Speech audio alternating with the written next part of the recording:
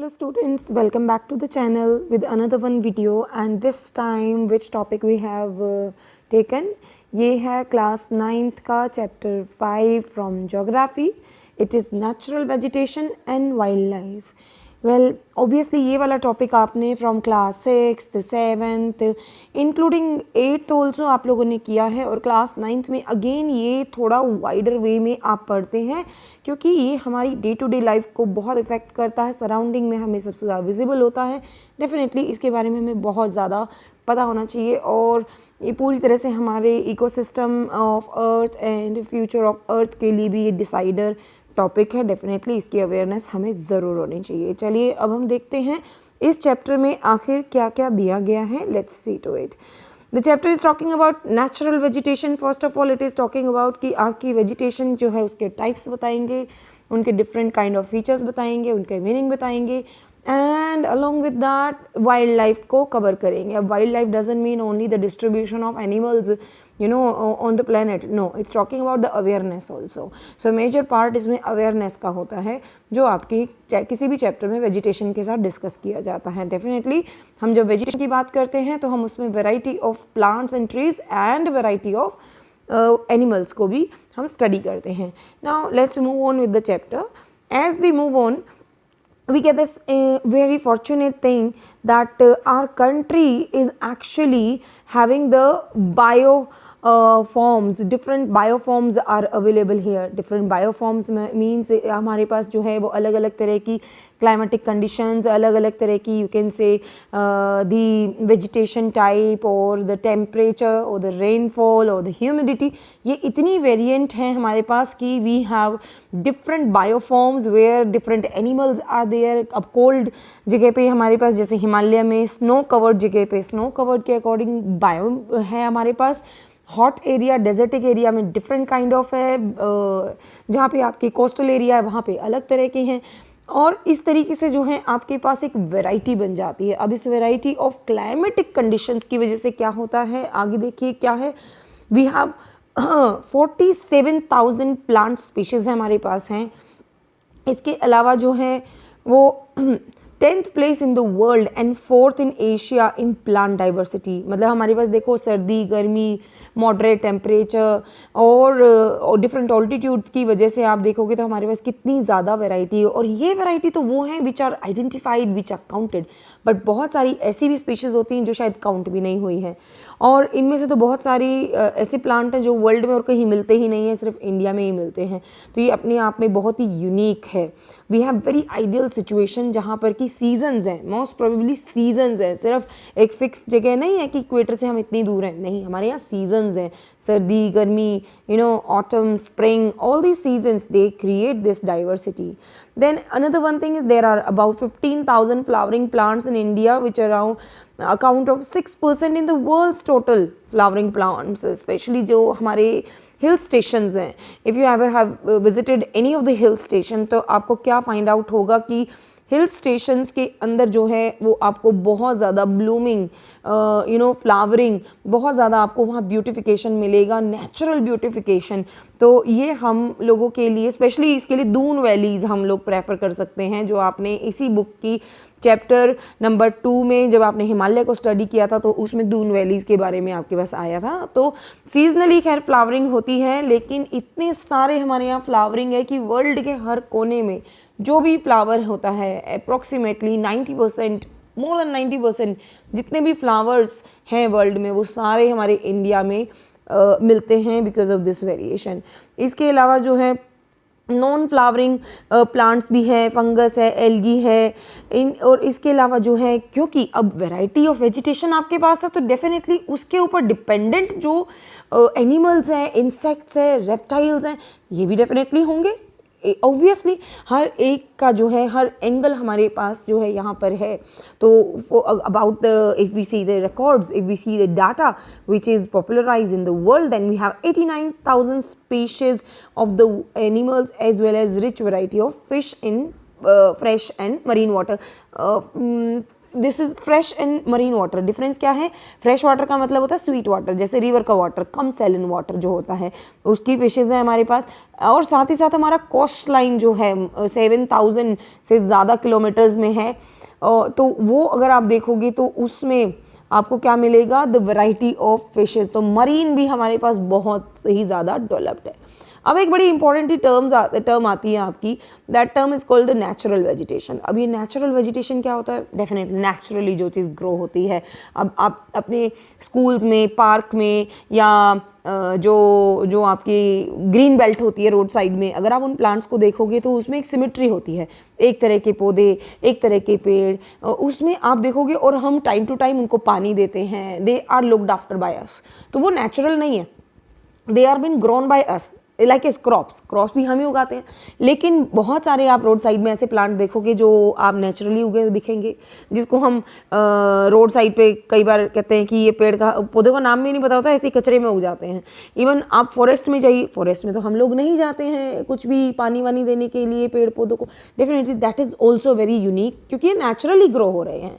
We have no interference into it. हाँ, आप उसको प्रोटेक्शन देते हैं by classifying it into like as the reserve forest और समथिंग एल्स, बट उसकी ग्रोथ में आपका कोई रोल नहीं होता है। तो that is what we call the natural vegetation. तो प्लांट जो है वो आपका कम्युनिटी के लिए होता है, यानी इसके ऊपर किसी एक इंसान का जो है वो पूरा अधिकार नहीं है, ये पूरी कम्युनिटी के लिए है। Forest are community resources, that's why we tag them like this. और ये अनडिस्टर्ब्ड रहते हैं, यानी कि ह्यूमन बीइंग का इसमें कोई रोल नहीं है। इसको हम वर्जिन वेजिटेशन भी बोलते हैं। Virgin in English we call it virgin vegetation और नेचुरल वेजिटेशन, क्योंकि ये अनटच होती है, ये प्योर होती है। जैसे टैगा फॉरेस्ट आपका रशियन लैंग्वेज में उसको बोलते हैं प्योर, तो ये उसी तरीके से ये वेजिटेशन के लिए टर्म दी जाती है, virgin vegetation. This cultivated crops जो हैं और फ्रूट्स हैं, ऑर्किड है, ये सब नेचुरल वेजिटेशन में बिल्कुल भी नहीं आएंगे। डेफिनेटली वेजिटेशन है पर नेचुरल वेजिटेशन नहीं है। इसके अलावा आपकी एक टर्म और यूज़ होती है, वो होती है आपकी exotic plants and the indigenous plant. अब दो टर्म, जैसे आप किसी 5 स्टार में जाते हैं तो वहाँ पे आप कहते हैं एग्जॉटिक फूड। अब एग्जॉटिक फूड क्या है? एग्जॉटिक फूड होता है जो बाहर वर्ल्ड की अलग अलग कंट्रीज़ के अंदर जो फूड मिलता है ना, वो जब आप लेते हैं तो उसको आप एग्जॉटिक फूड कहते हैं। और उसी को वो जो प्लांट्स हैं जिससे वो ग्रो हो रहा है, तो वो जो प्लांट्स जो इंडिया के नहीं हैं, यानी कि जैसे ऑलिव्स हैं, ऑलिव डेफिनेटली इंडिया में नहीं उगते हैं और इंडिया के अंदर जो है वो क्लाइमेटिक कंडीशंस भी नहीं है। लेकिन अगर हम उसको इंडिया में उगाने लग जाएं, ग्रीन हाउस बना लें और उसके अंदर उगाने लग जाएं, तो वो डेफिनेटली उसको आप एग्जॉटिक प्लांट ही बोलेंगे। यानी जो प्लांट्स आपकी इंडिया के ओरिजिनली नहीं है, but they are somehow by some reason somebody brought it here and वो यहाँ पे उगा लिया, तो वो फिर आपका एग्जॉटिक प्लांट होगा। वैसे फॉर्चुनेटली हमारा 90% वेजिटेशन हमारा खुद का है। हाँ, बाद में बुक्स में आप कहते हैं कि ये वाला वेजिटेशन वहाँ से लाया गया, ये वाला उधर से आया, ये भी इंडिया में नहीं ग्रो होता। कई सारी आप देखते होंगे डॉक्यूमेंट्री, क्योंकि उसके ऊपर पेटेंट का इशू होता है, तो पेटेंट के चक्कर में या अलग अलग रीजंस की वजह से उनको टैग कर देते हैं कि ये बाहर का। बट एक्चुअली हमारे अंदर इतनी वेरिएंट्स हैं हमारे क्लाइमेट की कि every plant is possible to grow here. जैसे अभी रिसेंटली जो है हींग का पौधा जो है वो पहली बार इंडिया में इसकी क्रॉपिंग होने लगी। You can search out about this plant also. Another one is that endemic one. Endemic का मतलब होता है ये एग्जॉटिक का उल्टा है। दैट मीन्स कि आपका वो प्लांट जो ओरिजिनली इंडिया का है। एग्जॉटिक कौन? जो इंडिया का नहीं है, और एंडेमिक वो जो इंडिया का है, जो आपका इंडिजीनियस है। कई बार ये टर्म आपकी यूज़ होगी, इंडिजीनियस वर्ड यूज़ होगा लोगों के लिए भी। आगे आप सिविक्स में या पॉलिटिकल साइंस में या हिस्ट्री में आपको ये वर्ड बार बार मिलेगा, इंडिजीनियस पीपल।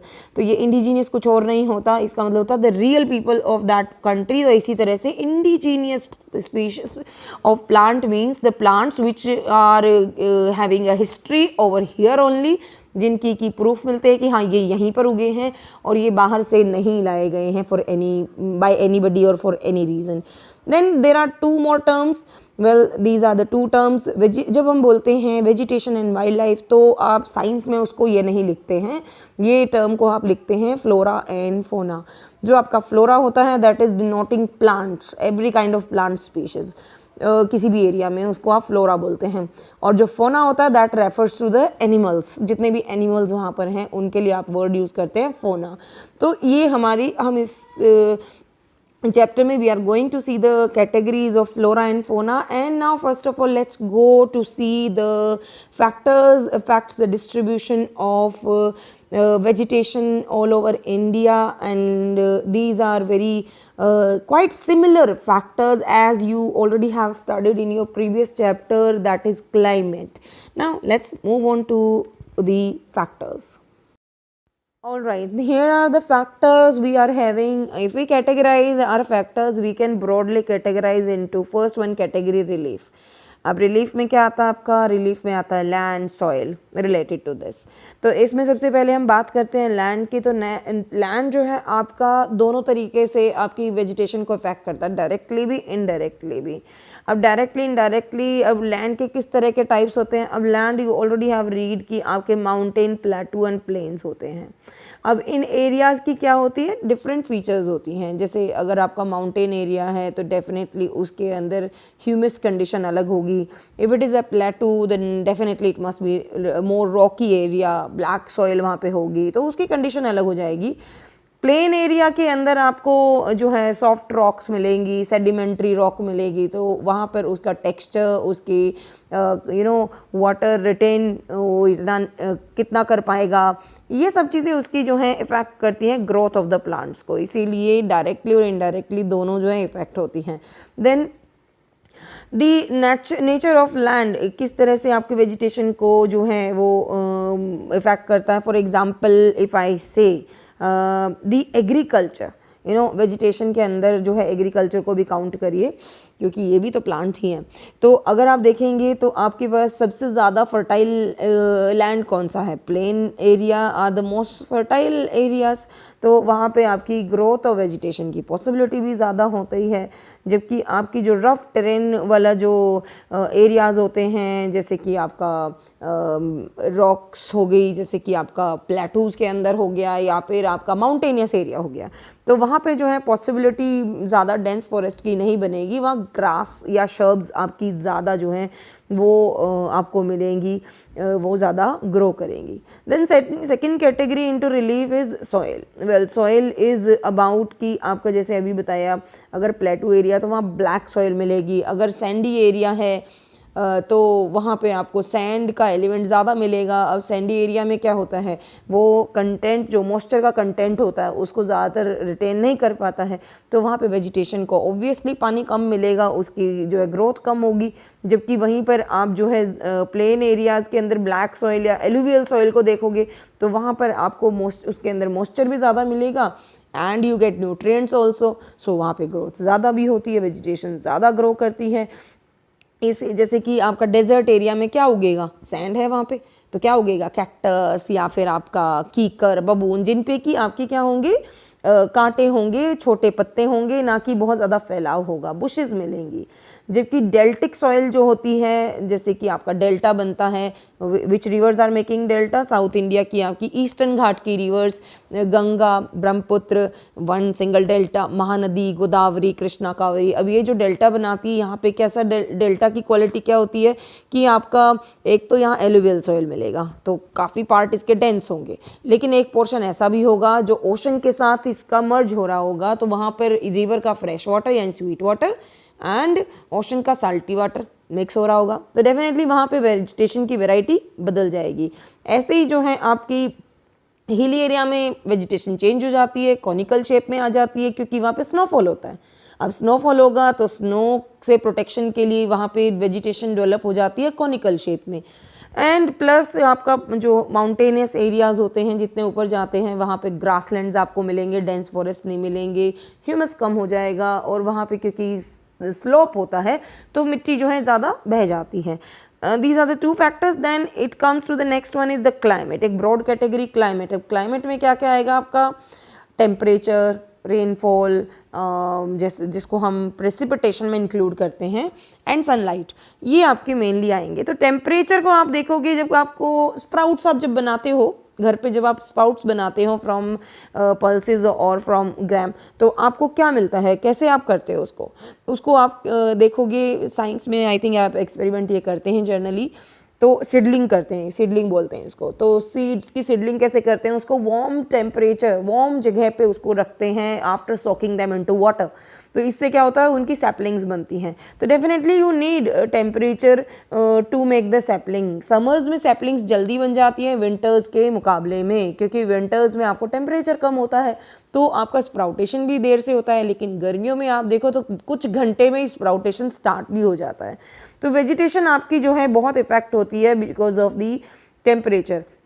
जहाँ पर आपका टेम्परेचर बहुत ही लो होता है वहाँ पे possibility of growth of vegetation कम होती है, इसीलिए पहाड़ों में जितना ऊपर आप जाओगे then you will find less density of the vegetation, और जितना आप नीचे आओगे तो डेंसिटी बढ़ जाती है वेजिटेशन की। वहीं पर इक्वेटर के आप जितना पास में जाओगे तो क्या होगा, द टेम्परेचर गोट इंक्रीज, तो एवरग्रीन फॉरेस्ट या डेंस फॉरेस्ट या मैक्सिमम जो प्लांट्स है वो आपको मिलेंगे। जबकि आप जैसे जैसे इससे दूर जाएंगे, इक्वेटर से दूर जाएंगे, temperate zone and then frigid zone, polar area के पास में, तो you will find like the maximum places where you don't find any vegetation even. ये because of the harsh climatic condition, that is harsh temperature।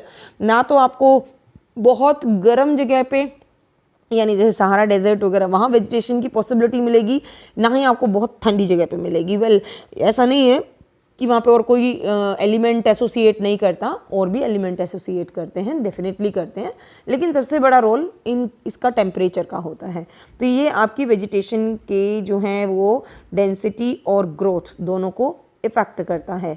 Then you have this table which is showing you the different temperatures in different areas, जहाँ पर आपको अलग अलग तरह की vegetation zones हैं।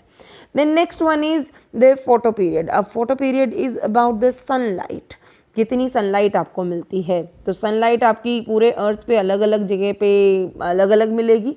एक तो परमानेंट फीचर होती है और एक मिलती है आपको सीज़न के अकॉर्डिंग। अब आप सीज़न के अकॉर्डिंग देखोगे तो क्या मिलेगा, जैसे इंडिया में विंटर्स में सनरेज कम आती हैं, समर्स में सनरेज ज़्यादा आती हैं, तो ग्रोथ ऑफ प्लांट्स भी इस पर डिपेंड करता है। वहीं पे इक्वेटर के पास में पूरा साल ज़्यादा सनरेज होती हैं, फोटो पीरियड होता है, तो वहाँ पे डेंस फॉरेस्ट आपको ज़्यादा मिलते हैं। और पहाड़ों पे जैसे ऊपर जाएंगे तो भी आपको सनरेज का प्रॉब्लम होगा। तो इस तरह से जहाँ पर आपकी सनरेज अच्छी होती है यानी सनलाइट अच्छी मिलती है, वहाँ पर आपकी density of forest you will find more denser. Where you have less sunlight the growth of the plants got effect in a worse situation where they do not grow even. So that is what we have. And same here with the we can see the one question has been given, why are the southern slopes in Himalaya region covered with thick vegetation cover as compared to northern slopes of the same hills। तो इसका simply जो है वो effect आता है आपका photo period और temperature की वजह से, and as well as the precipitation. Precipitation के बारे में हम बात करते हैं, this is another one point. precipitation is basically the word, it means the falling from the sky। अब ये ज़रूरी नहीं that you are talking only about the rain, no, precipitation is talking about anything falling from the sky is counted into that। अब इसमें hails भी हो सकते हैं, snowfall भी है, rain भी है, लेकिन जब हम यहाँ बात कर रहे हैं तो we are talking about the rainfall। तो rainfall जो है वो आपके इंडिया में थ्रू आउट द ईयर तो होता नहीं है।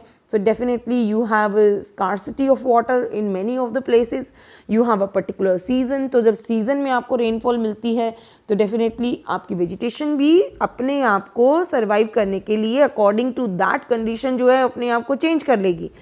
फॉर इसका क्या होगा, जब आपको when you are only getting rainfall for particular months only, तो जब ड्राई सीजन आएगा तो ट्रीज क्या करेंगे, अपने मॉइस्चर को बचाने के लिए वो अपने पत्ते छोड़ देंगे। तो एक पर्टिकुलर काइंड ऑफ वेजिटेशन आपको देखने को मिलेगी जिसको बोलते हैं डेसिडियस फॉरेस्ट। वहीं पे आपको एवरग्रीन फॉरेस्ट ऐसी जगह मिलेगी जहाँ पे almost every day you will find the rainfall equator के आसपास के एरिया में। जैसे इंडिया में आपको कहाँ मिलेगा, इंडिया में मिलेगा आपको जैसे मुंबई का एरिया। मुंबई में you can not even gas कि कब वहाँ बारिश हो जाए, धूप है और फिर बारिश हो गई। तो you have through out the year this kind of thing. And आपको इंडिया में और कहाँ मिलेगा ऐसा सेम, ये मिलेगा आपका मेघालय के नॉर्थ ईस्टर्न साइड्स के अंदर, वहाँ पे भी आपका बहुत ज़्यादा रेन होती है। तो और even Mawsynram everybody knows heaviest rainfall in the world 400 centimetre, so that is also we are having. And then there is a question rise that why we have western slopes of the Western Ghat covered with the thick forest, not in the eastern slope. Simply the rainfall, the precipitation that affects. और precipitation में जो है आपका rainfall देखेंगे तो western घाट पे बहुत rain होती है. क्लाइमेट वाले चैप्टर में आपने देखा था कैसे मॉनसून आता है और ब्रांच ऑफ अरेबियन सी जो ब्रांच है वो ओरोग्राफिक रेन करती है वेस्टर्न घाट के ऊपर, जबकि ईस्टर्न साइड में क्या हो जाता है, ड्राई रह जाता है. तो इसीलिए आपका वहाँ पे डेंस फॉरेस्ट नहीं बनता. विंटर्स यानी नवंबर दिसंबर में इंडिया में जो है आपका ईस्टर्न स्लॉप्स में रेन होती है, बट वो बहुत शॉर्ट पीरियड के लिए होती है, मॉनसून जितना लॉन्ग पीरियड नहीं होता. So these are the different factors which we have which effects the forest, you know, their density and their distribution. Now if you talk about what is the role of forest in our life, then definitely they are playing a major role. They are creating a balance of oxygen and carbon dioxide. Forests give us a lot of things, means fodder, shelter, wood, medicines and everything. What we give to them? I think only carbon dioxide. I guess that is the biggest contribution we are making to our plants. But the plants and the forest, you can associated all the facilities which we have, they are countless. They are just giving us everything. So we are supposed to be very supportive with it because हम ही इनको destroy करेंगे. And by the way, it is like a oxygen cylinder. अगर आपका oxygen cylinder leak करने लग गया तो और आपको ऑक्सीजन सिलेंडर की ज़रूरत है, तो you can understand the situation of that patient who need oxygen but there is a leakage in the cylinder, so that is critical. Think of in that way, then you can feel what is the importance of these forests for us. Yes, we need it, so we need to support it, we need to save it. Okay, now the forest actually generally modified according to the local climatic controllers like the soil erosion. All these things are affecting. Plus आपका जो हमारी जो human demand है वो भी forest को effect कर रही है, क्योंकि हम अपने जीवन के लिए furniture and many more things, wood as a fuel भी हम यूज़ करते हैं. This is a best thing is that the forest is a renewable resource. That is the best thing. So it is in our hands that we can actually save our forest. Very simple thing is that grow more trees and save the old one. That is very important. तो ये आपका जो इसके अलावा जो है जो forest होते हैं ये विंड की फोर्स को कंट्रोल करते हैं, ये टेम्परेचर को कंट्रोल करते हैं, and plus they cause the rain also because they work as a obstacle to stop the winds and make the clouds to rain. Plus then India's natural vegetation has undergone many changes. Definitely जब हम Britishers के under थे तो Britishers they just destroyed our forest for their demand of teak wood and salwood. They just blindly did it. Railway lines को बनाना था या कुछ भी करना था, उस टाइम पे यूरोप के अंदर वॉर भी बहुत होती थी, तो they used to cut our woods and they used to make their weapons and ships and different things. But by this course of so many years, when we got independent, that time also the situation did not change too much, because then what we required development of industries, we required the arable land. For that we cleared the forest. खेती करेंगे तो फिर हमारे जो है crops उगेंगे, और crops उगेंगी तभी तो हमारे देश में खाना आएगा. तो ये जो अरेबल लैंड था ये इंक्रीज हुआ after independence, because we had a huge population and government had to do something. तो ये भी काफ़ी सारे रीजंस रहे कि हमारे फॉरेस्ट जो हैं वो डिस्ट्रॉय हुए. Then the vegetation cover India is large parts no more natural. Definitely ये एक प्रॉब्लम आ गई है. वैसे एक कंट्री के अंदर जो है 33% जो है एरिया जो वेजिटेशन कवर होना चाहिए, but in India we have reach even we have gone to 20% of area. तो यू कैन इमेजिन कि हम काफ़ी पीछे हैं, but we can save it. The things which are happening around us, so we have to be little more careful. Then Himalaya, the hilly region, central India, and Marusthali Marusthali, the vegetation of most of the areas has been modified at some places or replaced.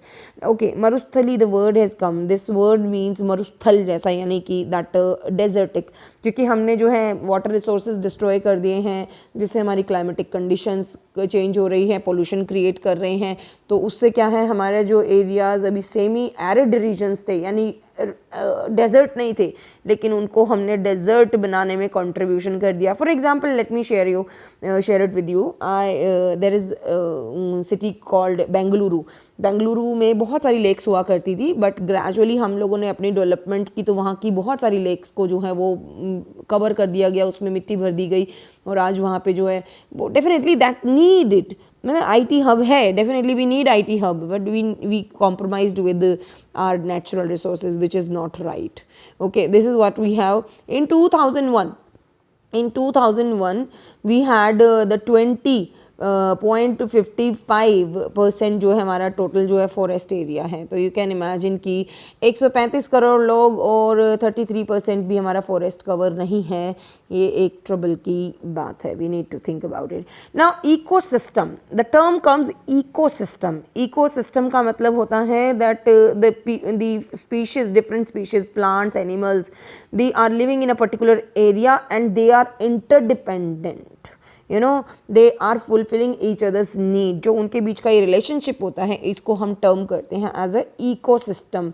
Like as जो animals रहते हैं वो अपने area की vegetation के ऊपर ही dependent होते हैं, वो वेजिटेशन खाते हैं, और there is a food chain जिसमें कि आप वेजिटेरियन, फिर नॉन वेजिटेरियन, उसमें भी आप जो हैं उसको एक कैटेगराइज करते हैं, एक पिरामिड बनाते हैं. This is working only when we have a safe environment. Environment के बिना आप ये इकोसिस्टम जो है वो चलेगा ही नहीं. तो we have interdependency and interrelated to each other with the physical environment. Physical environment क्या होते हैं? Your food, the trees, the plants, and then oxygen, carbon dioxide, shelter. All these things are coming into it and they are creating a unique ecosystem. We have different kind of areas, so definitely हमारे पास जो ecosystem भी अलग अलग है. जैसे desert का ecosystem बिल्कुल अलग मिलेगा because there is lack of water. There is too much of temperature. वहीं पर आप वेट एरिया में जाएंगे तो वहाँ का इकोसिस्टम अलग मिलेगा. तो definitely depending upon the different climatic conditions the ecosystem is going to be changed with the species which are present there. And there is enough, there is enough on this earth for the need of the people. मतलब अगर हमारे लिए ज़रूरत है तो सारी चीज़ें हमारे पास हैं, लेकिन there is not enough for the greed of the people. अब हम I want one thing, okay, I got it, now I want the second thing, now I want the third thing. So my greed is endless. So this endless greed creates a problem where we kill the animals, we destroy the forest, we want to make the changes, and then we are doing all these things, and finally ऐसा नहीं है कि हम बच जाएंगे, ये सब घूम के वापस हम पे आएगा. And in that polluted air we are only going to breathe, we will also not be having good health. So we need to make a ecological balance by saving animals, by saving forest, by saving even ourselves, by not to create pollution at all. So we have to move for the sustainable development. Sustainable development means where we have to understand the development is required, but not on the terms of destroying the environment. Then animals life called biome. The biomes are identified on the basis of plants. Yes, biome is particularly the life, the particular organism of an area. Before we move on with the types of vegetation, there is a bar graph has been given here which is showing you that which state is having the maximum forest cover. So you can see all these are there, where very less वाले में, सबसे कम वाले में जो है आपका आता है हरियाणा आता है, इसमें गुजरात भी आता है, then Punjab is also there. You can see Punjab में सबसे ज़्यादा अरेबल लैंड है, तो अरेबल लैंड रिक्वायर्स लैंड, तो उसके लिए राजस्थान, बिकॉज यहाँ पर डेजर्ट बहुत ज़्यादा है, तो ये तो नेचुरली इसके पास कम है. Then Delhi is also having less, Daman Diu is also having very less, and not so good with the Jammu and Kashmir also, Tamil Nadu also means. And on the highest you can see the Andaman and Nicobar is having very good situation. Mizoram is having very good condition. Nagaland is, I think, having highest in the states, in the all the states you can see this one. Then we have the Arunachal Pradesh also in a very good condition. But the thing is that they are actually maximally are hilly areas. But on the plain areas we have very different situation and not so good. Plus after that we can now move on to the next one topic is the types of vegetation. Now after this we are going to study each and every type of vegetation. Broadly we have the categories. We divide our forest into these categories: tropical rainforest, tropical deciduous forest, tropical thorn forest and scrubs, mountain forest and mangrove forest. इनमें एक common word देखिए बेटा, एक common word है that is tropical. Well tropical means the hot area. India is having a hot climate, that's why near to equator we are living and that's why our forest are generally categorize as a tropical forest. अब ये इसके अंदर हम इसको categorization करेंगे. Now let's move on with the types of forest. Well, the first one type of vegetation we have here is tropical rainforest. As the word is saying, tropical means it temperature कैसा होगा, काफ़ी high temperature होगा और near to equator होना चाहिए, तो ये torrid zone के अंदर आएगा. Second is rain forest. इसके बाद रेन फॉरेस्ट ऐड किया गया, यानी कि इसके अंदर moisture content must be very high. This is indicated by the rain and obviously it must be having a combination of high temperature high rainfall. तो ये दोनों पॉसिबिलिटीज़ आपकी जो इक्वेटोरियल एरियाज़ के पास, इवन कोस्टल एरियाज़ के पास आपको ज़्यादा मिलेंगी, क्योंकि जितना आप कॉन्टिनेंट्स के अंदर यानी कि कोस्टल एरिया से दूर होते जाएंगे, आपका रेन जो है वो उतना ही लेसर होता चला जाएगा, क्योंकि मॉइस्चर इनफ नहीं होगा. तो यहाँ पर आपके पास आता है, इसीलिए इक्वेटर के पास में डेजर्ट्स भी हैं, क्योंकि वो central parts of any continent में आपके आते हैं. जबकि आउटर एरियाज जो कॉन्टिनेंट्स के होते हैं इक्वेटर के पास में, वहाँ ज़्यादातर आपको एवरग्रीन फॉरेस्ट मिलता है, जिसको ट्रॉपिकल रेन फॉरेस्ट भी बोलते हैं.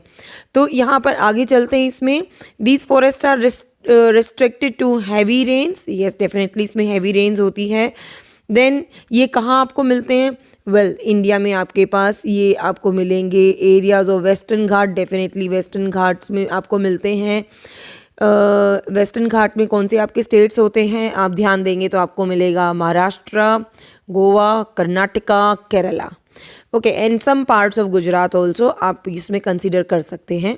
फिर इसके बाद है दोनों आइलैंड्स भी आपके इसमें आते हैं. एंड क्योंकि आपका कुछ हिली एरिया तमिलनाडु में भी आपका इस तरफ आता है, तो रिट्रीटिंग मॉनसून की वजह से भी आप कह सकते हो कि वहाँ रेन अच्छी होती है. तो वहाँ पर कुछ पैचेस हैं एवरग्रीन के, बट लार्जली वहाँ पर नहीं मिलेंगे आपको, ये वेस्टर्न घाट पे ज़्यादा मिलेंगे. Now look at this picture, what you find? You will find the height. The height is there 60 metres की इसकी हाइट है. Let me zoom it. See 60 metre इसकी हाइट दिखाई हुई है. दूसरा, इसके अलावा आपको इस पिक्चर में ध्यान से देखेंगे तो क्या मिलेगा? स्टेम्स जो हैं इसकी, ट्रंक्स जो हैं इसकी, वो बड़ी पतली हैं, लंबी हैं, और साथ ही साथ जैसे जैसे आप नीचे आएंगे पिक्चर के, then you will find it is quite dense. You can see sun rays के लिए इसीलिए पॉसिबिलिटी है कि ये शायद नीचे सरफेस तक पहुंचती भी नहीं होगी, क्योंकि बीच में इतनी डेंसिटी ऑफ दीज वेजिटेशन आपको नज़र आ रही है. फिर नीचे ग्राउंड बड़ा मुश्किल से नज़र आएगा. ये पत्थर नज़र आ रहे हैं पर ground, the soil you would not be able to see because it is very dense. It is very much like saplings बहुत तो मिलेंगी आपको यहाँ पे, और नीचे जो है आपके इतने सारे पत्ते गिरते हैं डेफिनेटली, तो वो कवर हो जाता है. बट दूसरी चीज़ ये कि इतने पत्ते ज़रूर है तो ऐसा लगेगा ह्यूमस बहुत होगा और यहाँ पे बहुत फर्टिलिटी होगी. बट दूसरी चीज़ ये कि यहाँ पर रेन इतना होता है कि इतना ज़्यादा इसकी फर्टिलिटी क्रिएट नहीं हो पाती है सॉइल के अंदर. Now let's move on to the page. Okay here this map is been given. ये मैप मैं आपको सेपरेटली इसमें ऐड ऑन करूँगी, that I will give you a separate explanation to show you the distribution of the vegetation. Well, Now comes over to, first let's see the features of this one which we are talking about, the tropical forest. तो इसमें tropical forest में now you just have a look on your left hand side. They are at the best areas having more than 200 centimetre की rainfall वाली areas में आपको ये मिलेंगे, और जो रेनफॉल का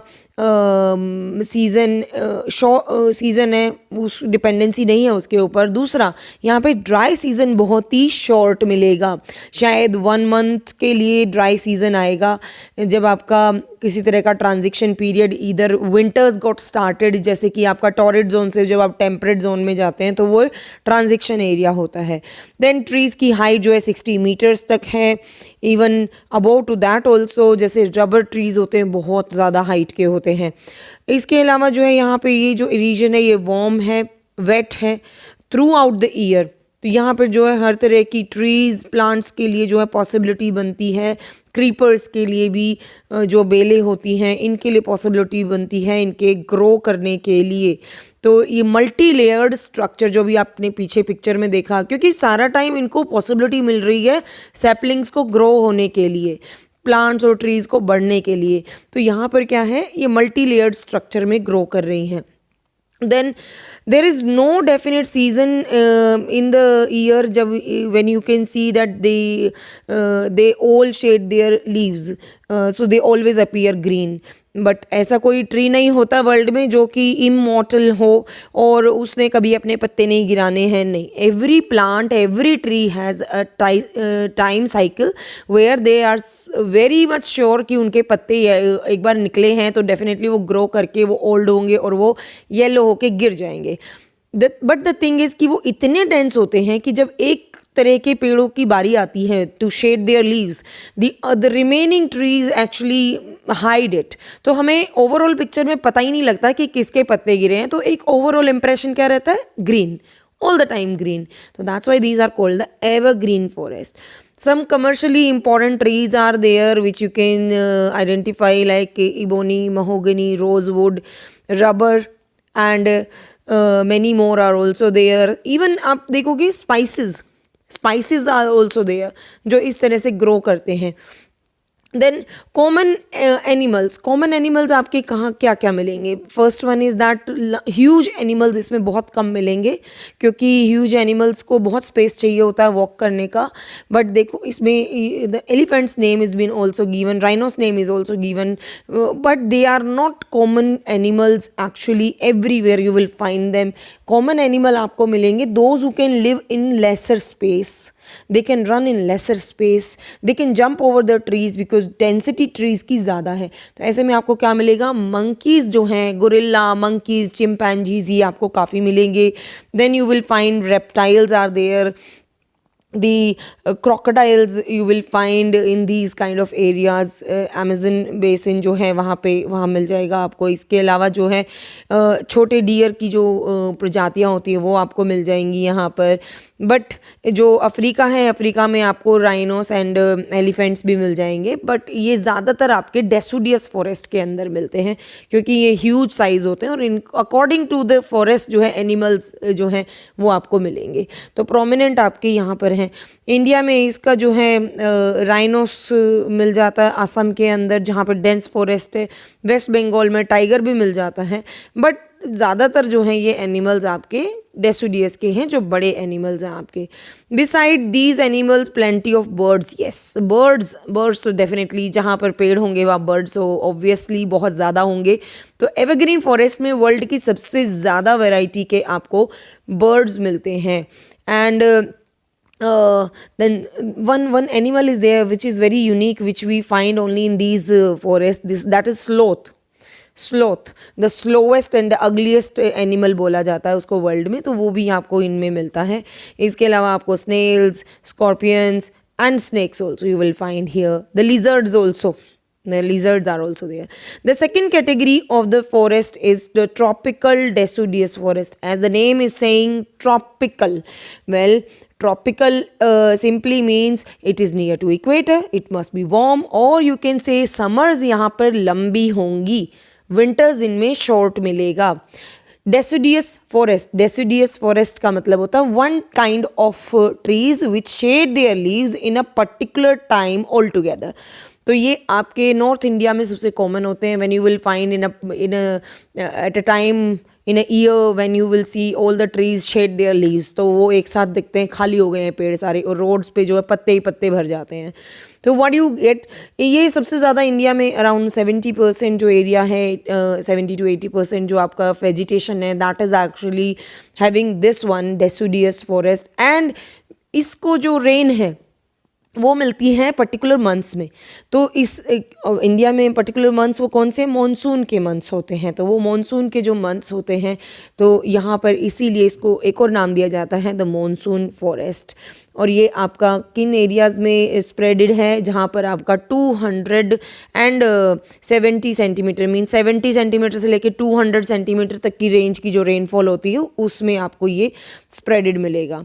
this forest shade their leaves for about 6 to 8 weeks in dry season. Yes, dry season आपका ट्रांजिशन पीरियड जब होता है तब आता है आपका। इसके अलावा जैसे समर्स हो गई, summers too much of summers और too much of winters, these particular time when the air is very dry, that time they shade their leaves. Then on the availability of water, जब tropical deciduous we can classify further into two category. One is called the moist deciduous forest and second one is called the dry deciduous forest. Moist deciduous forest जहाँ तक आपका concern है 100 to 200 centimetre rainfall वाला होता है, और dry deciduous जो है वो सेमी एरिड रीजन्स की तरफ होता है, यानी डेजर्ट से पहले का जो वेजिटेशन एरिया होता है सेमी एरिड, तो उसमें आपको ड्राई डेसिडियस मिलेगा which is having rainfall from 70 to 100 we can call it out.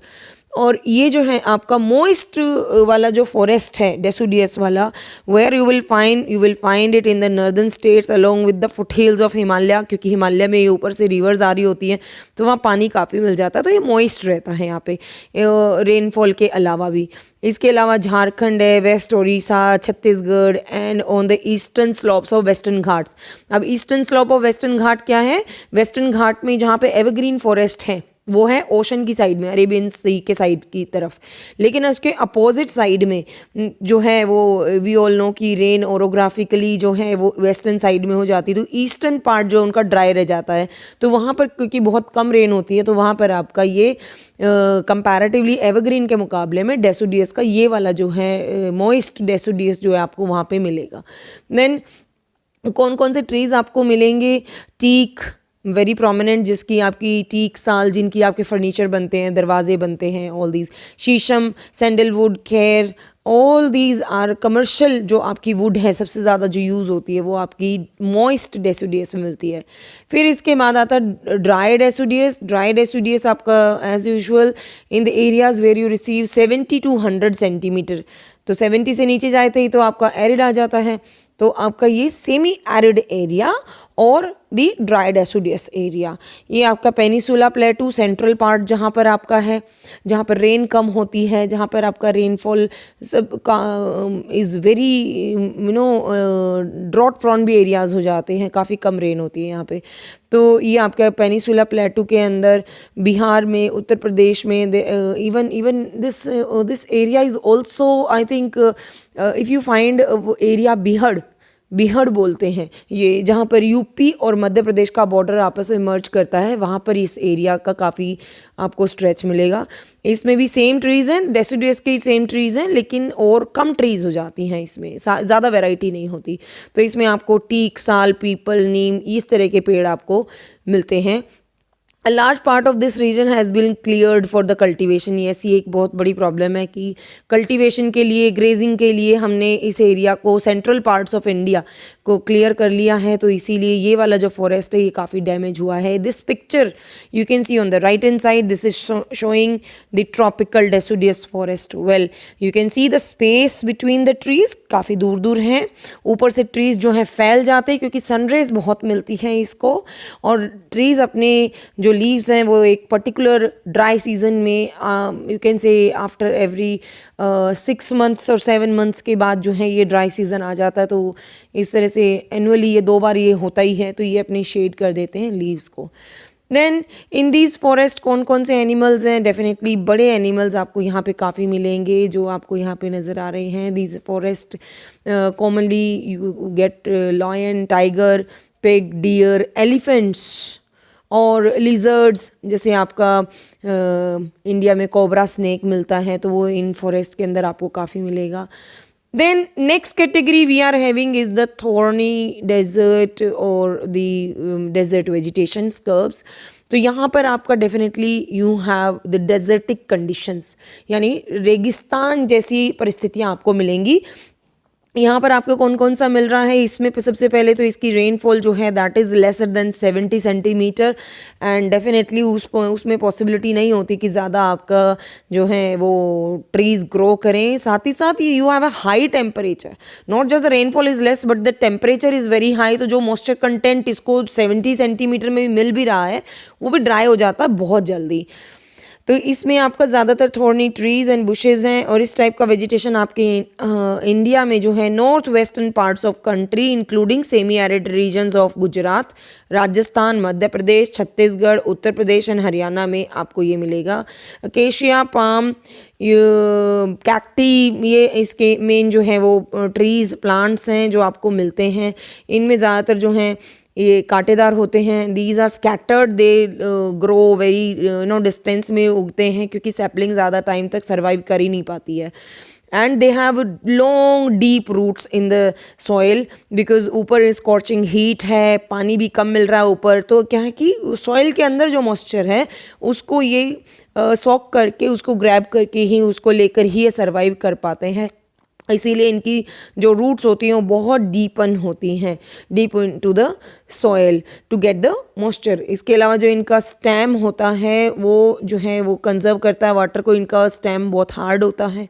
Leaves जो हैं वो mostly thick and small to minimize the evaporation होती हैं. जैसे कीकर के पेड़ पे कांटे होते हैं, वो छोटी छोटी पत्तियां होती हैं.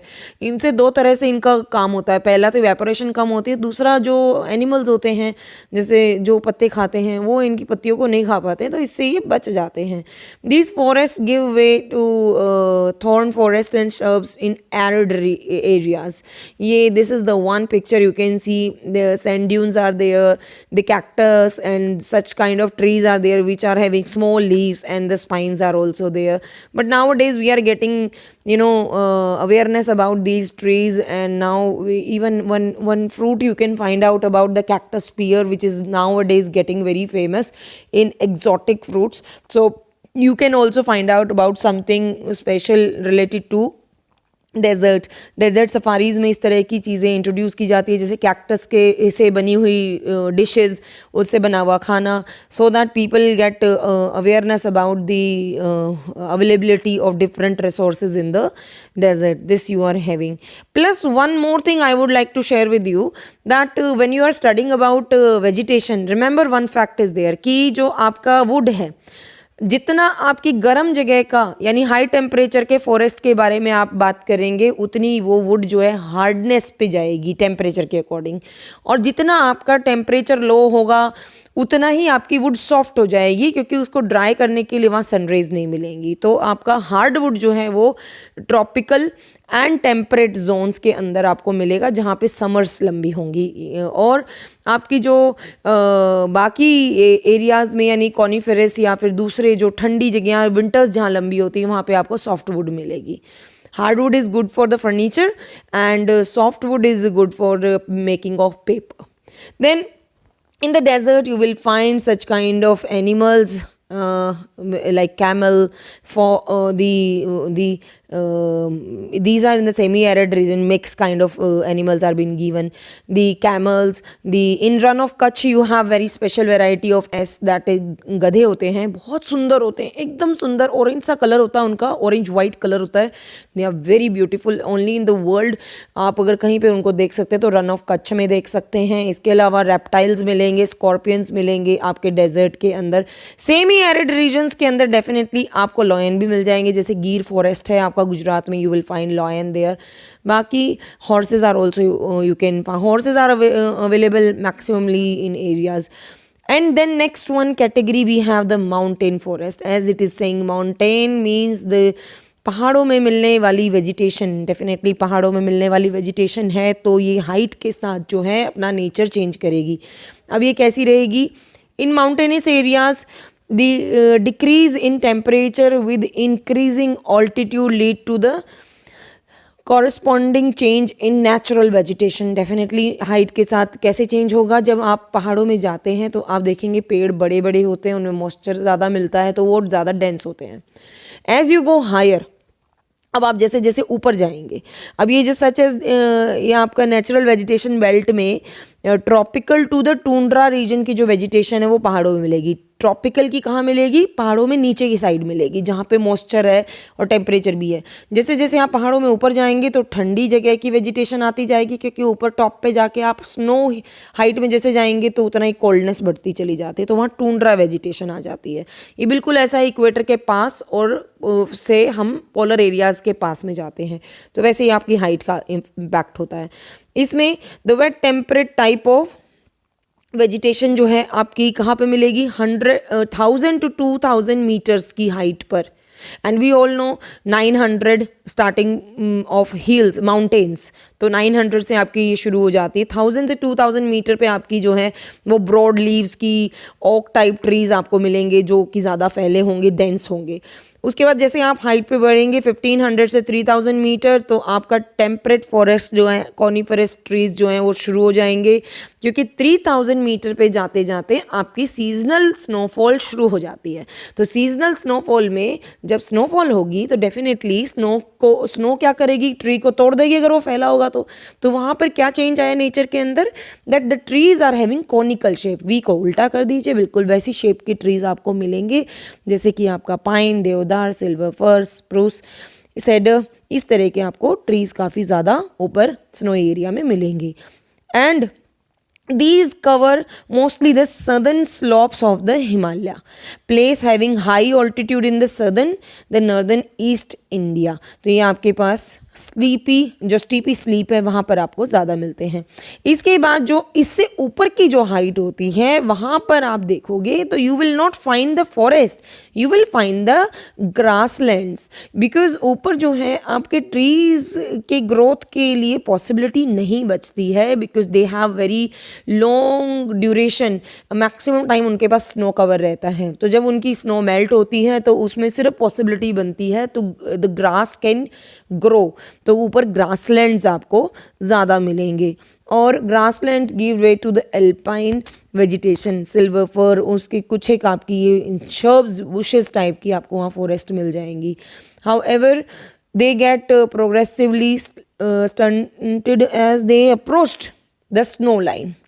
अल्टीमेटली जो शर्ब्स हैं, बुशेज़ हैं और ये अल्पाइन ग्रासलैंड्स हैं, ये आपको ऊपर ज़्यादा मिलेगी। जो पेड़ हैं आपके माउंटेन फॉरेस्ट में, ये आपको मिडिल रेंज तक आपको मिलेगा, यानी हिमाचल तक आपको मिल जाएगा।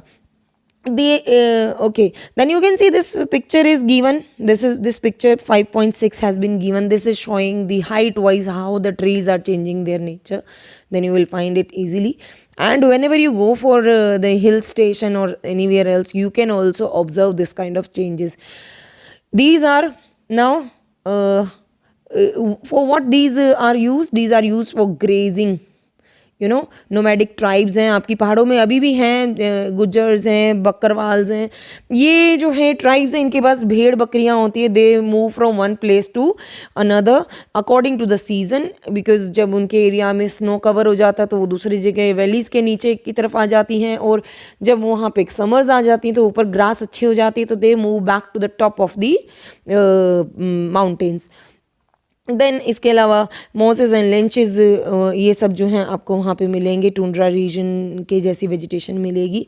Common animals, definitely it's very cold, so fur, जिनकी थिक फर वाली स्किन होगी वो एनिमल आपको मिलेंगे। जनरली आप लोग when you go for the hill station you will find photograph भी लेते हैं। yak is a very polite animal जिसके की commercially जो है use किया जाता है। then you will find sheeps are there, the rabbits are there, then the snow leopards are there. These are having thick fur skin, and one product also we get from these animals, the wool and buy wool pashminas. We all are aware about the woolen clothes, so we are getting all these products from the hilly areas, from these animals. Now, the next one forest we have is the mangrove forest. Mangrove forest is also very special because this is the only one vegetation which can survive in saline and sweet water combination. Means high content जब आपका salt का है पानी में, तो वहाँ पर आपको possibility है कि वहाँ पर trees जो हैं वो कम ग्रो करेंगे, लेकिन ये ऐसे ट्रीज़ होते हैं जो ग्रो करते हैं इसमें, जैसे आपके कोकोनट ट्रीज़ होते हैं, और एक ट्री का नाम है सुंदरी ट्री जो सुंदरबन में मिलता है, इसीलिए that's why the name is given Sundarban, because of that Sundari tree. You can see in the picture, this is the structure of the trees which can survive in sweet and salty water both. Ocean के पानी में भी होती हैं, इनकी roots जो हैं पानी से लैंड से ऊपर होती हैं, so that they can breathe. So it's a very great phenomena. और ये आपके जो हैं कोस्टल एरियाज़ में मिलेंगे. अब ये कोस्टल एरियाज़ में कहाँ मिलेंगे? Combination of sweet and salty water. तो ये आपके मिलेंगे patches the eastern ghat rivers which makes the delta, जैसे Ganga and Brahmaputra, Sundarban delta, then Mahanadi, Godavari, Krishna, Kaveri. तो ये सारे के सारे जो है कोस्टल एरियाज़ के अंदर जो वेजिटेशन है ये ह्यूज पैचेस हैं. यहाँ पर ज़्यादा बड़े पैचेस हैं वेजिटेशन के इसके. बाकी आप कोस्टल एरिया में जहाँ पर भी साल्टी वाटर में you will see it is growing, they are shallow but they are growing everywhere wherever you have the coast. तो ये आपके पास ईस्टर्न घाट की साइड में आपको मिलते हैं. देन इनके ऊपर टाइड का असर होता है क्योंकि टाइड में ओशन वाटर अंदर आ जाता है लैंड के. Then the deltas you can see Ganga, Mahanadi, Krishna, Kaveri, all this is given here. And the other trees, sundari trees are common. Then other trees are there, agar, coconut, palm, then the koira. Okay, and if you talk about the animals, then definitely you have the great Bengal tiger, that is very common. And these forests are having turtles, crocodiles, and even in Ganga Brahmaputra delta area, there you will find tiger shark. Tiger shark is also very common, that's very dangerous. वहाँ पर लोग बहुत इसको face करते हैं, तो जो लोग फिशिंग करने जाते हैं they are very careful while dealing there, as they need to get down in the water for the for the fishing. So all these are found there. Even the snakes are also found in these forest. Then moving further, we will talk about the medicinal plants. There are many of the medicinal plants are there, like babool, neem, tulsi plant, kachanar. All these are the medicinal plants which we are getting. Jamun is very common. Jamun का जो juice है वो package में भी अब आता है. They are superb in digestion. They actually their seeds, जो सिर्फ हम जामुन खाते हैं ऊपर का पल्प खाते हैं, लेकिन उसकी अगर सीड को ड्राई करके उसका जो पाउडर बनता है वो डायबिटिक पेशेंट्स के लिए बहुत ही अच्छा होता है, उससे उनकी डायबिटीज़ कंट्रोल होती है. एवरीबडी नोज़ अबाउट द नीम में एंटी बैक्टीरियल प्रॉपर्टी होती है. पहले लोग जो हैं उसको अभी भी पानी जो नहाने के लिए यूज़ करते हैं उसमें जो गर्म पानी में कुछ पत्तियां डाल देते हैं. Then tulsi we worship are nature. तो tulsi is also one of the very important plant we have. Cough and cold हो जाए तो आप तुलसी की चाय या काढ़ा पीते हैं, then you feel relaxed. Even many more are there, like the kachnar is there, asthma के लिए है, अल्सर के लिए है. We have lot of plants which has medicinal properties. जैसे अगर आपको क्लेंजिंग ऑफ बॉडी करनी है तो वी ड्रिंक धनिया जो होता है, लीव्स जो होती हैं उसको बॉयल करके जो उसका वाटर होता है, we drink it to cleanse our body.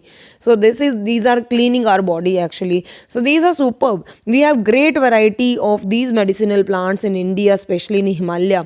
We have it. And Britishers also did the same thing, that they searched all these plants और उन्होंने अपने काम के लिए यूज़ की. एंशिएंट टाइम से हम लोग इसको यूज़ कर रहे हैं. नॉर्थ ईस्टर्न स्टेट्स में आप जाएंगे, यू विल फाइंड जो चाय हम लोग पीते हैं वो पहले ये चाय को एज ए मेडिसिन पीते थे. तो you will find lot of plants which are mentioned in Ayurveda, and they are regularly used in our houses, day to day life. Today even everybody knows कि अदरक का क्या इस्तेमाल होता है. अदरक हम लोगों के घर में यूज़ होती है.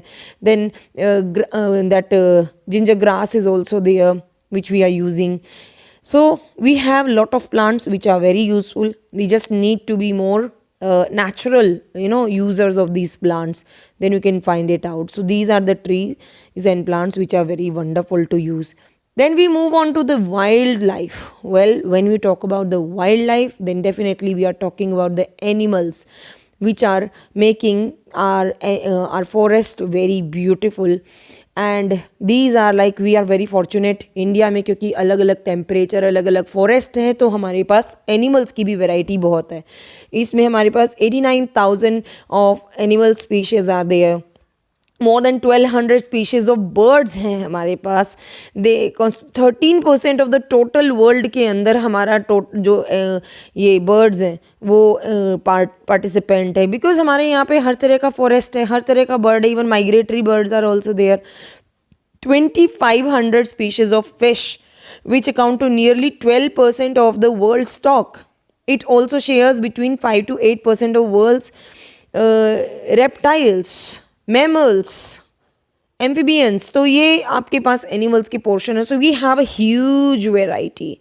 जैसे कि the elephants are mostly found कहाँ पर मिलते हैं हमारे इंडिया में, आपका सेंट्रल पार्ट्स में हमारे मिलेंगे, जैसे कि कर्नाटका, असम में भी मिलेंगे, केरला में मिलेंगे. And in south India the animals, specially the elephant is very important. We already have seen so many time on TV, on festivals, किस तरह से कितना ब्यूटीफुली जो हैं वो जो एलिफेंट्स होते हैं उनको डेकोरेट किया जाता है फॉर डिफरेंट सेरेमनीज. तो दिस इज़ मार्वलस, आप उनको देखेंगे तो you will find them so beautiful. इसके अलावा हमारे पास जो है वो one horse rhinos है which we found in the Assam and West Bengal. We find they are in Assam one horse rhinos is in a great threat actually, but still our efforts are there. And being the most second most populous country in the world, we have equal space for the equal space for the animals also. Isn't it wonderful कि जहाँ पर इंसानों के रहने के लिए जगह कम पड़ जाए, लेकिन इक्वली हम लोग जो हैं एनिमल्स के साथ भी जो हैं वो कितने रिस्पेक्टफुली और कितने अच्छे तरीके से रहते हैं. एंड नॉट जस्ट कि वो कम हो रहे हैं, बल्कि हमारे इंडिया में there are lot of datas which are showing कि उनके नंबर ऑफ पॉपुलेशन बढ़ रही है. किसकी? Not just the human but the animals. Okay, then you have arid areas are there, run of Kutch, Thar desert, where habitat of wild ass, the camels respectively, Indian bison, nilgai. Nilgai is very common north India में, खेतों में खूब आसानी से मिल जाती है. Then four horned antelope, gazelle, ये आपके एनिमल्स हैं which you will find in India. Different species of the deer. Deer की तो बहुत स्पीशीज़ हैं. जैसे आपका राजस्थान में सांभर लेक, अब वो Sambhar lake is one of the kind of deer only. तो this are very special we can identify. और हमारे यहाँ monkeys are and all these animals are associated with are देवी देवताओं के साथ जो हैं ये एसोसिएटेड हैं. तो हमारे मन में इनके लिए बहुत श्रद्धा भी है एंड वी वर्शिप दम एक्चुअली. तो हमारे यहाँ पे जानवरों को मारने की किसी भी तरह की कोई सपोर्ट नहीं मिलता है, बल्कि हमारे यहाँ पे जो है अगर बंदर भी है तो भी हम उनको जीव से अधिक जो है वो उनको खाना देते हैं, उनके लिए कुछ ना कुछ रखते हैं, so that they also survive. So this is a great respect Indians are having. And to save the animals, Indian government made laws at different times. Like 1978 में वाइल्ड लाइफ प्रोटेक्शन एक्ट बना है, जिसके बाद से बहुत सारे project भी चलाए गए हैं to save the animals. India is the only country, ये सबसे ब्यूटीफुल चीज़ है, India is the only country which has tigers and lions in at the same place. मतलब दुनिया में ऐसा कोई कंट्री है ही नहीं कि टाइगर और लॉयन एक साथ रहते हों, पर सेम कंट्री में हमारे पास टाइगर भी हैं, Bengal tiger, and same time Gir के अंदर हमारे पास लॉयन भी है. This is marvellous. Then tigers और भी कई जगह मिलते हैं, मध्य प्रदेश में मिलते हैं, इसके हिमालय के रीजन्स में मिलते हैं. Leopard too are members of the cat family, ये भी हमारे यहाँ पे मिलते हैं डेफिनेटली. तो ये this is wonderful that we are having it. And then the Himalaya harbour a hardy range of animals. Himalaya के अंदर तो आपका जो एक्सट्रीम कोल्ड वाले एरियाज है, where you have the snow cover, you will find the different animals which are having thick fur, they are also there. Then you have the ox swing around the tongue, the Tibetan antelope, ये blue sheeps, wild sheeps. Yeah, this is the beauty that we have hot temperature. According to that, we have animals. We have temperate zone where we have all the animals. We have high altitude areas which are having tundra type of vegetation, उनके dependent भी हमारे पास जो है वो animals हैं. So this is a wonderful thing that we have every kind of animals present in India. Even the red panda which is very rare, this is also we are having very fortunately. Then in the rivers lakes हमारे पास coastal areas में जो है जो marine animals हैं वो भी मिलते हैं, जैसे टर्टल्स हैं, क्रोकोडाइल्स हैं, गज़ेल्स हैं, घड़ियाल्स हैं. अब इंडिया के अंदर जो घड़ियाल मिलता है और जो विदेशों में घड़ियाल मिलता है उसमें डिफरेंस ये होता है कि इंडिया का जो क्रोकोडाइल है, जो घड़ियाल है, दोनों ही मिलते हैं हमारे इंडिया में, घड़ियाल भी क्रोकोडाइल भी. जो आपका घड़ियाल है ये क्रोकोडाइल का ही फैमिली से है, पर इसकी क्या होती है, लंबी नाक होती है एक अलग से, जैसे बिल्कुल पैनी सी नाक है और उसकी थोड़ी स्ट्रक्चर अलग होती है. तो ये यूनिकनेस, ऐसा घड़ियाल, ऐसा क्रोकोडाइल आपको और कहीं मिलेगा नहीं. This is some of the wildlife reserves are been given in this map. You can study it at any time. Okay, then you can pause the video, you can see the different places are there.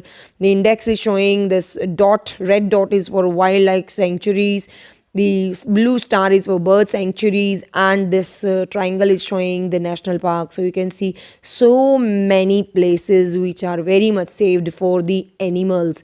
So this is you are having, you can pause it and you can observe it.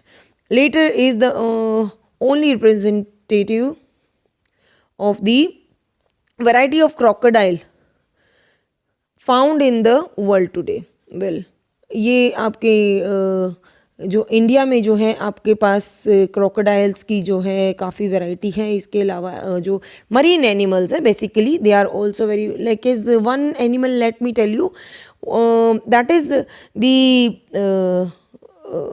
one fish is there, dolphins. Yes, in river Ganga we have dolphins also, freshwater dolphins. You will not find them easily in any part of the world. You can try to find it out, only India is fortunately having that one. Birds, we have lot of birds. We have very colorful birds like is peacock, pigeons, ducks, and many more, crane, migratory birds. And one common bird you will find, goraiya, which is very common in our surrounding. They are found in India. तो हमारे पास बहुत सारे जो हैं birds की variety है. And we have selected our crops from a biodiverse environment. तो हमारे यहाँ पे जो है अलग अलग जो है crops भी हैं according to the seasons we have. और इसके अलावा जो है medicinal plants हैं हमारे पास. We have selected for large stock provided by the nature as milky animals. Yes, हमारे पास milky animals, buffaloes, cows, we have a huge stock of that. They also provided as drought power transportation, meat, eggs. So you can imagine how wonderfully we are having the balance of all the nature parts, whether it is animal, whether it is the plants. We have all these fortunately present at the same place. Many insects help in the pollination of crops and fruit trees. These are also available here. We have Doon valleys which are full of flowers. We have flowering valleys. World के अंदर सबसे ज़्यादा जो flowering valleys है वो India के अंदर हैं. और we have all these different insects which are very useful for the pollination. Honeybee, wasp, all these are also there, and they all of them creates a very special ecosystem here, biome here, which are interdependent and making Indian wildlife so beautiful. But इन सब को बहुत ज़रूरत है save करने की. That is very important. The conservation is required because there is enough on the earth for our needs, but it is not enough for our greed. So we have to balance it out by minimizing our needs, minimizing our greed. So that is very important. we have excessive exploitation. How we have the exploitation? Definitely problem is that when we were under the British rule, they cut it down our trees. उन्होंने हमारे teak wood के लिए जो है हमारे forest को cut किया, अपनी कमर्शियल फार्मिंग के लिए, कैश क्रॉप के लिए हमारी जो फार्मिंग एरियाज़ हैं उसके अंदर जो है उन्होंने अपना हमारी जो क्रॉपिंग एरियाज़ है उनका पैटर्न बदल दिया. If you remember we had the indigo cultivation which was not at all good for us. In even for their own entertainment they killed our animals, you know, and there are a lot of species, about 1300 plant species are endangered, which are very soon maybe we will say कि हुआ करता था पर अभी नहीं है. 20 species are extinct, उनमें से गायब हो चुकी हैं, मिलती ही नहीं है. many plants were exploited for their commercial use, but उनको कभी प्लांटेशन नहीं किया गया क्योंकि शायद उनको प्लांटेशन करना पॉसिबल भी नहीं था, लेकिन हमने अपने यूज़ के लिए उनको अननेसेसरी यूज़ किया है. Same happen with the animals also. बहुत सारे एनिमल्स तो जो हैं वो एक्सटिंक्ट हो चुके हैं, वो अब है ही नहीं. Main causes of the major threat to nature having greedy hunters for the commercial purpose. For example, let me tell you, जो राइनोस होता है उसके जो हॉर्न होता है, सिंगल हॉर्न राइनोस जो होता है, उसका हॉर्न के लिए the hunters do hunting of the huge animal, और उसके सिर्फ दांत को काट के वो ले जाते हैं. और सो many time it is been given कि ये जो है चाइना से जो हमारा बॉर्डर लगता है वहाँ पर जो है इसकी पॉचिंग होती है बिकॉज वो मेडिसिनली उसको यूज़ करते हैं. But think about the damage they are doing. For saving these rhinos, जो वाइल्ड लाइफ प्रोटेक्टर्स होते हैं वहाँ पे गार्ड्स होते हैं, वो क्या करते हैं, वो उसका हॉर्न को कट कर देते हैं ताकि उसको उसके लिए जो है जान से नहीं मारा जाए. तो we try to like as elephants को मारा जाता है उनके दांतों के लिए, तो we try to cut these teeth और दी दैट हॉर्न, और लेकिन that is losing their beauty. This is not the right way. The thing is, we have to stop all these huntings. Then pollution is also something which is very dangerous. Pollution हम create करते हैं, industrial waste create करते हैं, acids बनाते हैं, all these things like as viruses को बना रहे हैं हम लोग. इन चीज़ों से क्या हो रहा है? इन चीज़ों से जो animal, they have nothing to do. They have nothing to do with our progress or our damage or anything which we have. We are greedy. They have nothing to do with us. But हम जो करते हैं उसका असर उनके ऊपर पड़ता है. हमारा टेम्परेचर जो है अर्थ का, we are creating a mess. But who is going to be suffer first? The animals, because they are very delicate to the temperature. So this is what we have. We can save water, we can make the tanks, water harvesting हम लोग कर सकते हैं, लेकिन animals are totally dependent on the open resources. Where they will go? They don't have any place to go. So we have to be very sensible. We are cutting down the trees. Those trees are the habitat of the animals. Now where they will make the nest, where they will stay. So we are just taking away their land. Only the human is actually responsible for all these things. To protect the flora and fauna of the country, the government has taken many steps. For example, 14 biosphere reserves have been set up. Biosphere reserves हैं, आपके national park हैं, bird centuries हैं, ये सब जो हैं बनाई है गवर्नमेंट ने.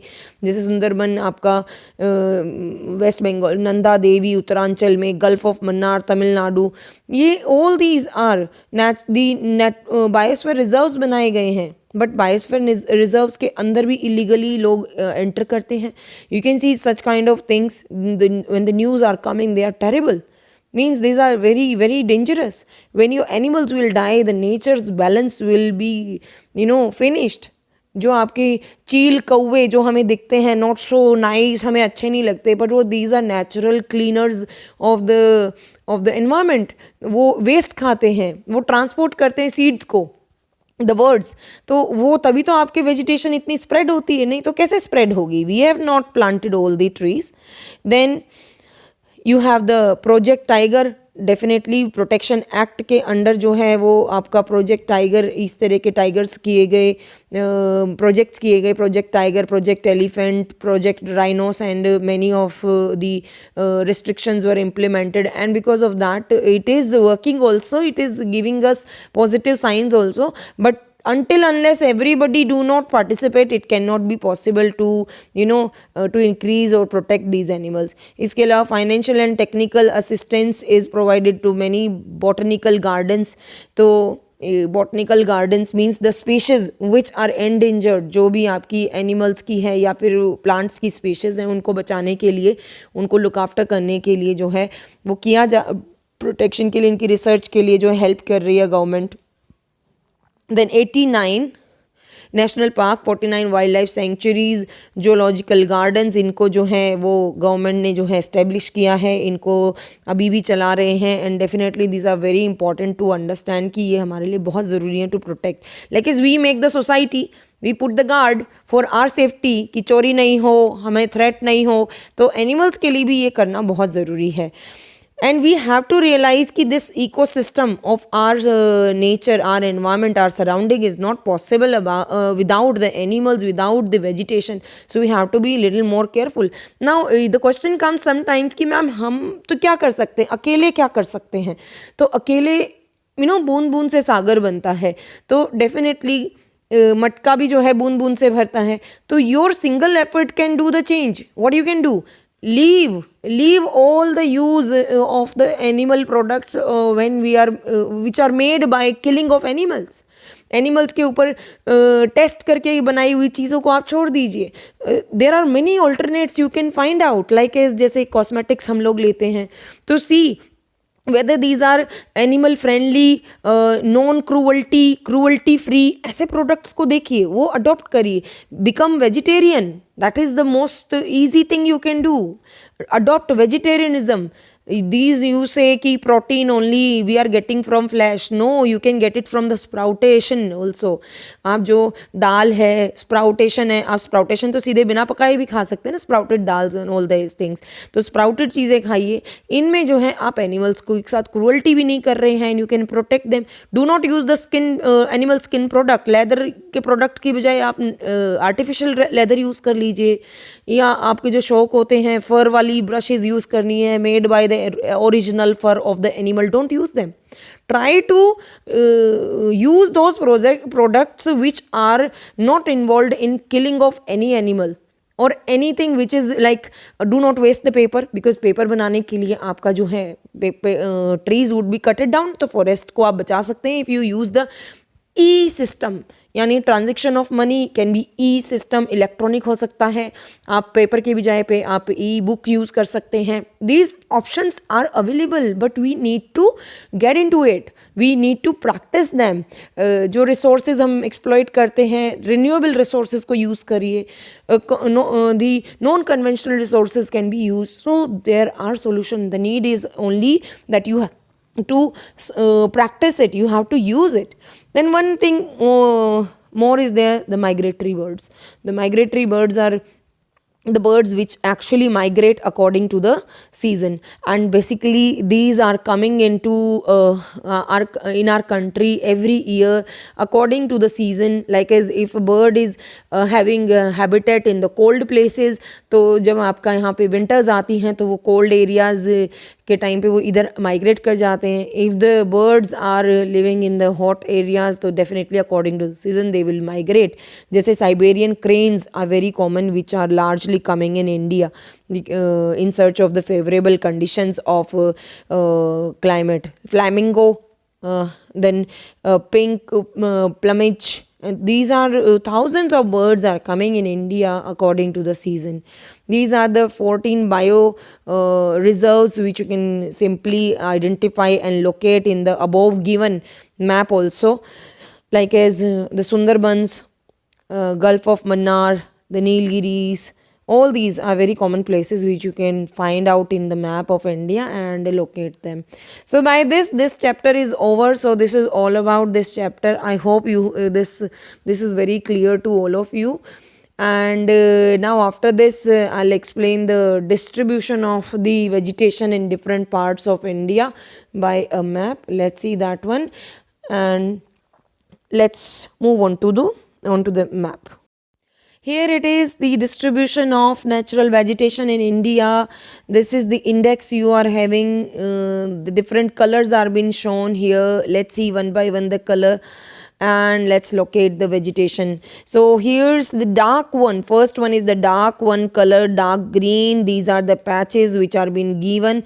These are the evergreen forest. Well, evergreen forest is consisting the dense forest of India. You can see the both the islands are there, and Western Ghat maximally is covered. Small patch on the Eastern Ghat, and the northeastern states of India is consisting the evergreen forest. Then the second one is uh, the second shade is been given. The second shade, let me show you, the tropical deciduous forest. Yes, this one, this light green color. Well, light green color, this is around 70% of the vegetation. More than 70% vegetation you will find here in the central parts of India maximally. This is tropical deciduous forest, and it is having a nature to shed off their leaves in a particular season when it is dry season, actually dry season. Then the next one we are having is the mountain forest. Mountain forest is shown with the neon color, and with this neon color you can see these are the three patches. Mountain forest are being given. These are the Jammu and Kashmir, Himachal, Uttarakhand, and the second one is the Sikkim, and lastly Arunachal Pradesh. These are having the mountain forest. Then moving further is the mangrove forest. Mangrove forest you will find in the Eastern Ghat, the Sundarban Delta, Mahanadi, Godavari, Krishna and Kaveri. These are the different patches of these mangrove forest, consisting river water is the sweet water, and the ocean water which is salty. Then we have the last one, the tropical thorn forest. That is, we are having two patches here. One is with the Rajasthan and Gujarat, and the second one is the central part of India. That is, actually you can say, the central part of Deccan Plateau, and these are the arid and semi-arid merging areas are there. And the in the Rajasthan we have the desert particularly, but in the central part here in the Deccan we have the semi-arid area. So but it is in the center, so the rain do not come so nicely or so plentiful. So that's why generally we find the drought prone area, we can call it. So this is all about this area, and I hope you understand the distribution also. And you can write down in the comment section your questions, and I hope it is very clear to you. So now you can revise it again and again, and if you like the video you can give a like, and you can ask for any other chapters explanation also. I'll make the video on that also. And please do share this video maximally so that others also can get understanding of this chapter in a better way. Thank you, and see you in the next video with another one chapter. See you all the students. Bye bye.